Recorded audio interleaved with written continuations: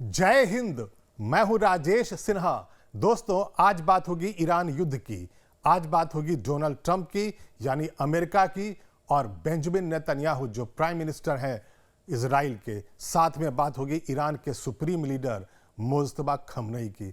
लेकिन आज हम एक दूसरे पर जो पलटवार की बातें करने वाले हैं, वो कुछ ऐसी जानकारी मैं आपके लिए लेकर आया हूं जिससे पूरी दुनिया की चिंता बढ़ गई है। माथे पर बहुत गहरी लकीर अब चिंता की पूरी दुनिया पर आने लगी है।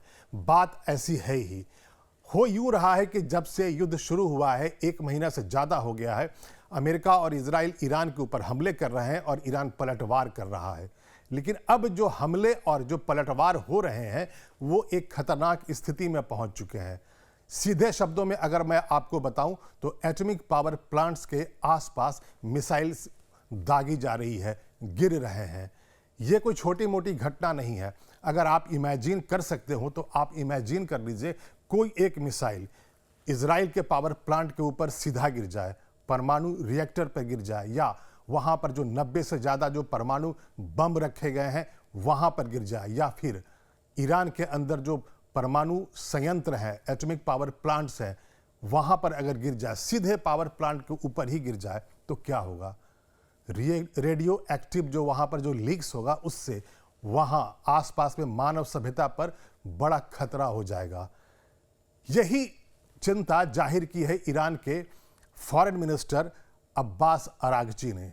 अब्बास अरागची ने आज एक चिट्ठी लिखी है यूनाइटेड नेशंस के चीफ को, एंटोनियो गुतेरेस को। एंटोनियो गुतेरेस को लिखे चिट्ठी में साफ तौर पे लिखा है, अरागची ने कहा यह है कि आपकी चुप्पी बहुत खतरनाक है। ईरान के ऊपर लगातार ऐसे हमले हो रहे हैं जो एटॉमिक पावर प्लांट्स पे हो रहे हैं। आसपास में मिसाइल्स गिर रही है, लेकिन अगर कोई मिसाइल्स गिर जाती है सीधे प्लांट के ऊपर तो रेडियो एक्टिव लीक्स होने लगेगा। उन्होंने साफ तौर पे कहा है कि आपकी चुप्पी खतरनाक है, और ये गुहार लगाई है कि दुनिया आगे आए और एटॉमिक पावर प्लांट्स पे जो हमले हो रहे हैं उसे रोका जाए। इसके अलावा उन्होंने एक्स पर एक पोस्ट भी किया है। उस पोस्ट में उन्होंने जो लिखा है वो मैं आपके लिए पढ़कर सुनाता हूं। Remember the western outreach about hostilities near Zaporizhzhia nuclear power plant in Ukraine. उन्होंने कहा है कि आपको क्या याद है कि जो वेस्टर्न जो कंट्रीज हैं, उन्होंने बहुत शोर मचाया था, हॉस्टिलिटीज दिखाया था। कब? जब यूक्रेन के इस पावर प्लांट पे ऊपर हमला हुआ था। Israel US have bombed our Bushehr power plants 4 times now. Radioactive fallout will end life in GCC capitals not Tehran. साफ तौर पे अरागची ये कह रहे हैं, ये बता रहे हैं, अपनी चिंता जाहिर कर रहे हैं कि अगर सीधा पावर प्लांट के ऊपर कोई मिसाइल्स गिर जाती है, कोई रॉकेट गिर जाता है, या कोई भी प्रोजेक्टाइल अगर गिर जाता है, तो उसके बाद से जो वहाँ पर रेडियो एक्टिव लीक्स होंगे वो मानव सभ्यता के लिए खतरा होगा। वो ये याद दिला रहे हैं कि वेस्टर्न कंट्रीज ने बहुत शोर मचाया था जब यूक्रेन के इस पावर प्लांट पे, ज़ैपोरिज़िया एटॉमिक पावर प्लांट पे जब हमला किया था, तब उस वक्त बहुत शोर मचाया था वेस्टर्न कंट्रीज ने। और वही याद दिला रहे हैं अरागची। कह रहे हैं कि ये तो दोगली बात हो गई। अगर वहां पर यूक्रेन पर हमला हुआ था तो आप बिल्कुल शोर मचा रहे थे और कह रहे थे ये मानवता के खिलाफ है, लेकिन अब हमारे ऊपर लगातार हमले हो रहे हैं। बुशहर पावर प्लांट की अगर बात करें तो 1 महीने में 4 बार वहां पर हमला हो चुका है। शुक्र अभी तक यही है, शुक्र आप यही मना रहे हैं, ईरान भी मना रहा है और पूरी दुनिया भी मना रही है कि अभी तक रेडियो एक्टिव लीक्स की खबरें नहीं आ रही है। और इसीलिए अब ये कहा जा रहा है कि ईरान का जो युद्ध है वो ऐसे खतरनाक मोड़ पर पहुंच गया है कि अब जल्दी से जल्दी इसे रोका जाना बहुत ज़रूरी है। इजराइल और अमेरिका लगातार पावर प्लांट्स पर हमला कर रहे हैं। जैसा कि डोनाल्ड ट्रंप ने कहा था कि अगर ईरान अगर बातचीत के टेबल पर आएगा तो पावर प्लांट्स तबाह कर दिए जाएंगे, उसके ऑयल कुओं को तबाह कर दिया जाएगा। वैसा ही हो रहा है। अभी कल की ही बात है, डोनाल्ड ट्रंप ने फिर से एक बयान दिया है और कहा है, यानी जो 10 दिनों का जो वक्त दिया था उन्होंने ईरान को, उसके 48 घंटे पहले उन्होंने ये कहा है कि अभी 48 घंटे बचे हुए हैं, आप जल्दी से आओ, बातचीत के टेबल पे आओ और डील कर लो। और अगर डील नहीं करोगे तो हम आपके एटॉमिक पावर प्लांट, हम आपके पावर प्लांट्स पर हमला करते रहेंगे, हम आपको बर्बाद कर देंगे और ऐसी बर्बादी करेंगे जो ईरान हमेशा याद रखेगा। पलटवार करते हुए बयान वहां से ईरान की तरफ से भी आ गया और ईरान ने कह दिया है कि हम ऐसे धमकियों से नहीं डरते हैं, आपको हम ज़्यादा बड़ा भयानक पलटवार करेंगे जिससे आप और इजराइल उसे हमेशा के लिए याद रखेंगे। तो मेरे कहने का यहाँ सीधा मतलब यह है कि अब यह युद्ध इस मोड़ पर आ गया है कि इसे रोका जाना बहुत ज़रूरी है। और पावर प्लांट पे, एटॉमिक पावर प्लांट पर हमला सिर्फ इजराइल और अमेरिका की तरफ से ही नहीं हो रहा है। ईरान भी जो हमले कर रहा है वो भी एटॉमिक पावर प्लांट के आसपास मिसाइल्स गिर रहे हैं। आपको डिमोना शहर याद होगा, इजराइल का डिमोना शहर जो एक रेगिस्तान में छोटा सा शहर है जहां पर सबसे बड़ा परमाणु संयंत्र है इजराइल का।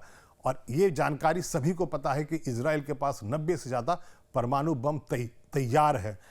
मतलब साफ है, जो परमाणु बम बना करके इजराइल ने स्टोर कर रखे हैं या जहां पर वो यूरेनियम का एनरिचमेंट करता है और ज़्यादा परमाणु बम बना सकता है, वही स्थान है डिमोना एटॉमिक पावर प्लांट। और वहां अभी लगातार ईरान की तरफ से हमले हुए हैं। कुछ दिन पहले की बात है कि एक बैलिस्टिक मिसाइल सिर्फ 20 किलोमीटर दूर गिरा था इस एटॉमिक पावर प्लांट से, और उसके 2 दिनों के बाद फिर से हमला हुआ था और वो भी डिमोना शहर के ऊपर ही गिरा था। तब से ही पूरी दुनिया को ये शंका होने लगी थी कि ये जो युद्ध चल रहा है ये अब उस मोड़ पर आ गया है, उस रास्ते पर चल पड़ा है जिससे मानव सभ्यता को खतरा हो सकता है। भला किसे याद नहीं है हिरोशिमा और नागासाकी, जहां पर परमाणु बम अमेरिका ने गिराया था और उसके बाद से कई दशकों तक याद कर रहा है जापान।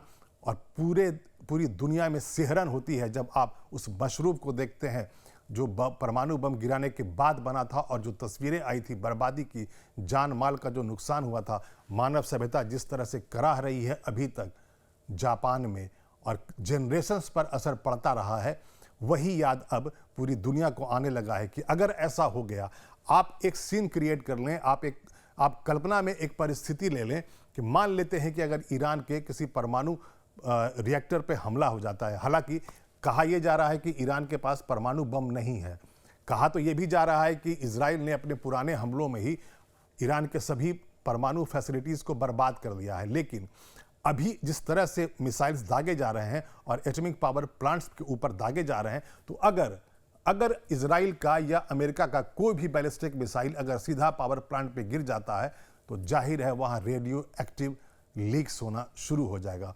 और इसी के लिए अब ईरान भी चाहता है कि इस युद्ध में पावर प्लांट्स पे जो हमला है उसे रोका जाए।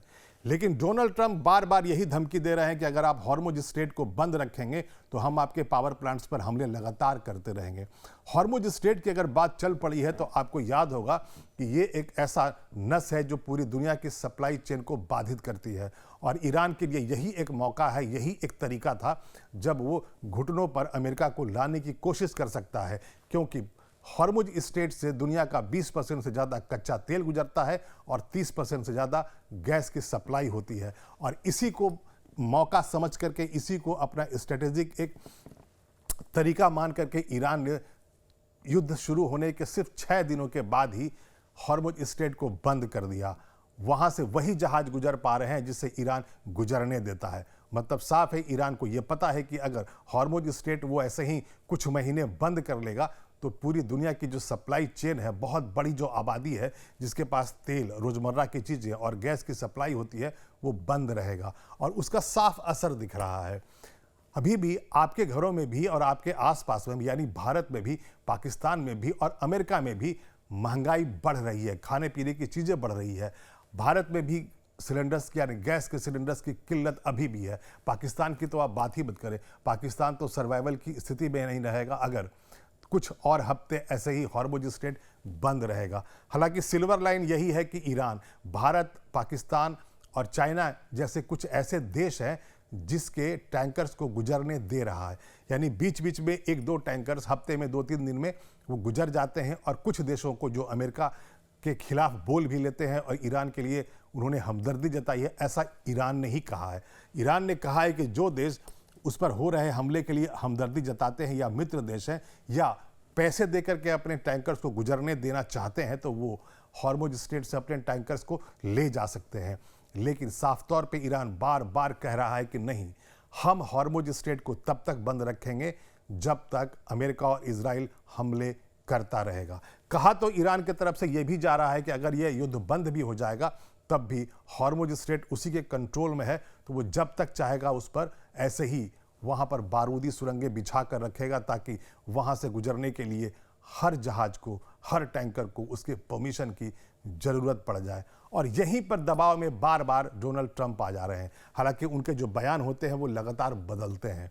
कुछ दिन पहले जब उन्होंने अमेरिका की जनता को संबोधित किया था तो उन्होंने ये कहा था कि बस युद्ध तो खत्म होने वाला है, 2-3 हफ्तों में हम वहाँ से निकल जाने वाले हैं, अपनी सेना को वहाँ से बोल देंगे वहाँ हमले ना करेंगे, हम युद्ध खत्म कर देंगे। लेकिन उसके बाद भी युद्ध खत्म नहीं हुआ। ईरान की तरफ से लगातार हमले हो रहे हैं इजराइल और खाड़ी के देशों में जहां जहां अमेरिकी सैनिक अड्डे थे। लेकिन सैन्य अड्डों पर हमला अब पुराना हो चला है।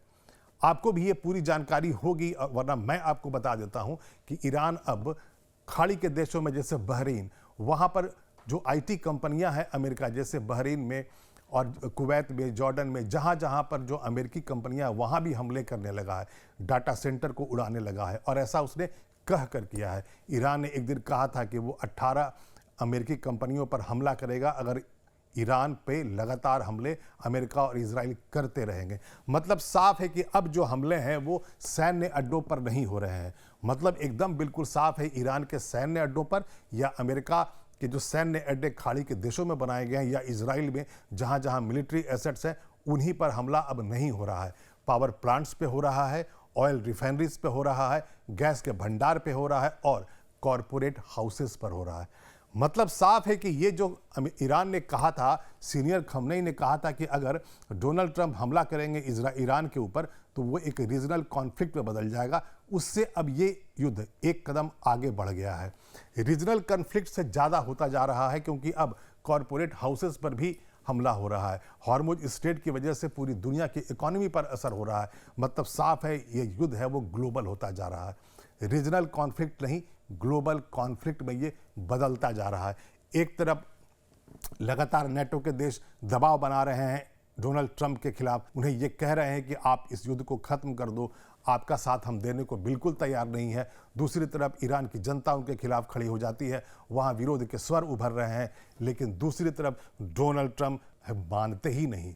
डोनाल्ड ट्रंप जो कहते हैं उसे भी नहीं मानते। हर आए दिन वो अपना बयान बदल देते हैं और जो नया एकदम बिल्कुल ताज़ा बयान है उनका वही है कि 48 घंटों का वक्त है, अभी भी वो बातचीत के टेबल पर आ जाए और डील कर ले। डील कहने से मतलब साफ है डोनाल्ड ट्रंप का कि वो बिजनेस करना चाहते हैं ईरान के साथ। वो ये चाहते हैं कि एक ऐसा समझौता ईरान कर ले जहां पर अमेरिका जो है वो 20 रहे और ईरान 19 रहे। और यही बात नागवार गुजर रहा है ईरान को। ईरान ये कह रहा है कि उसे अब ज़्यादा कुछ खोने के लिए बचा नहीं। उसके ऊपर इतने हमले हो चुके हैं कि बहुत बर्बादी वहाँ हो चुकी है और वहाँ की पूरी सरकार को पहले ही मार दिया गया है। तो मेरे कहने का मतलब साफ है, ईरान और ईरान की जनता को ये लग रहा है कि ये जो युद्ध चल रहा है वो उनके सर्वाइवल की लड़ाई है और इसीलिए वहाँ की जनता भी अब लड़ाई के लिए कमर कस रही है। और इसीलिए यही एक बड़ा कारण है कि ईरान की तरफ से जो पलटवार हो रहा है वो भयानक अभी भी हो रहा है। पूरी दुनिया को ये लग रहा था कि चूंकि 1 वर्ष पहले, जैसा कि इजराइल ने भी कहा और अमेरिका भी ने भी कहा कि 1 वर्ष पहले जो 2025 में युद्ध हुआ था इजराइल और ईरान के बीच में, उसके ज़्यादातर मिसाइल्स बर्बाद हो गए थे। लेकिन ऐसा होता दिख नहीं रहा।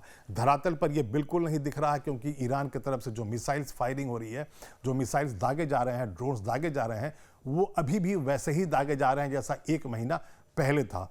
मतलब साफ है कि ईरान के पास जो मिसाइल्स और ड्रोन्स का जो जखीरा है वो इतना बड़ा है, अभी भी उसके पास इतने बैलिस्टिक मिसाइल्स पड़े हुए हैं कि वो चाहे तो जैसा ईरान दावा कर रहा है कि 6 महीने के युद्ध के लिए वो बिल्कुल तैयार बैठा है।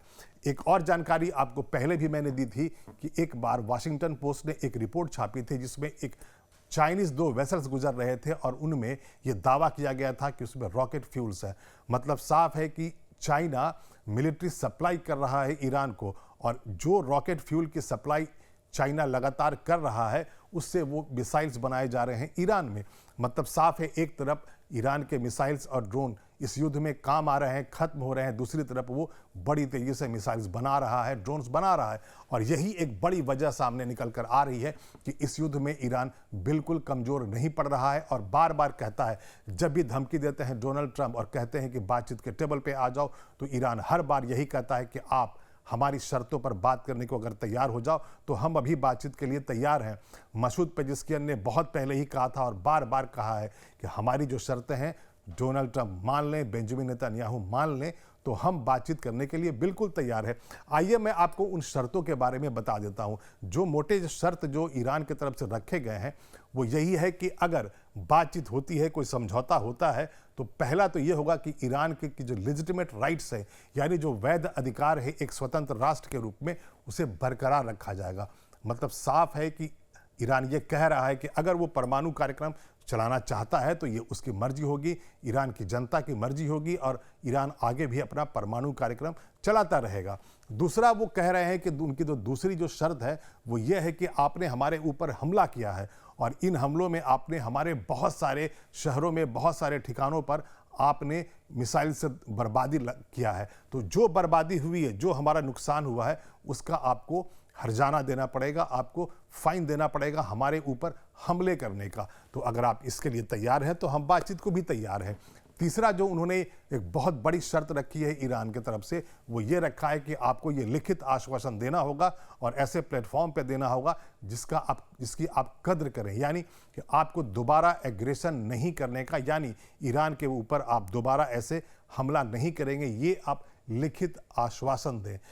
लेकिन बार बार ईरान ऐसी शर्तें रखता है और अमेरिका अपनी शर्तें थोप देता है और कहता है कि आप तो अब बिल्कुल खत्म हो चुके हो। बार बार डोनाल्ड ट्रंप ये कहते हैं कि ईरान युद्ध खत्म हो चुका है, ज़्यादातर जो जगह थी हमने बर्बाद कर दिया है और हमारे लिए बर्बादी करने के लिए जो भी था हम कर चुके हैं। ईरान युद्ध को हम जीत चुके हैं, वहाँ की जनता बिल्कुल ईरान के शासकों से नाराज हो चुकी है। हमने उनकी नेवी को बर्बाद कर दिया, हमने उनके एयरफोर्स को बर्बाद कर दिया, हमने उनके बहुत सारे इंस्टीट्यूशंस को बर्बाद कर दिया है, पूरी सेना को मार दिया है। तो अब भला युद्ध चलेगा तो कैसे? लेकिन हर बार डोनाल्ड ट्रंप जो कहते हैं उसके ठीक उलट ईरान सामने आता है और इतना भयानक पलटवार करता है कि पूरी दुनिया को फिर से लगता है कि ये युद्ध लगातार खिंचता चला ही जाएगा। लेकिन अब जो हो रहा है उसे अब ज़्यादा दिन तक अगर होने दिया जाएगा तो मानव सभ्यता खतरे में आएगी। यही मैं आपको समझाने आया हूँ, यही जानकारी मैं आपको देने आया हूँ कि जिस तरह से अब दोनों तरफ से पावर प्लांट्स के ऊपर हमले होने लगे हैं, एटॉमिक पावर प्लांट्स के ऊपर भी हमले होने लगे हैं, उससे अब अगर ऐसा ही चलता रहेगा तो किसी दिन कोई एक मिसाइल किसी परमाणु संयंत्र पे गिर जाएगी और रेडियो जो एक्टिव जो पदार्थ हैं उसमें लीक्स होने लगेगा और मानव सभ्यता उसकी चपेट में आ जाएगी। अभी के लिए इतना ही। मैं फिर आऊँगा, ऐसी ही कोई रोचक जानकारी आपके लिए लेकर आऊँगा। लेकिन अगर ये वीडियो आपको अच्छा लगा हो तो आप इसे प्लीज़ लाइक कर दें और शेयर कर दें। और अभी तक अगर आपने इस चैनल को सब्सक्राइब नहीं किया है तो प्लीज़ सब्सक्राइब कर लें। और साथ ही हमारा एक न्यूज़ चैनल है लाइव टाइम्स, प्ले स्टोर पे आप जाएं और हमारे न्यूज़ चैनल लाइव टाइम्स के आप ऐप को डाउनलोड कर लें और 24 घंटे हमारा न्यूज़ चैनल लाइव टाइम्स देखते रहें। तब तक के लिए धन्यवाद।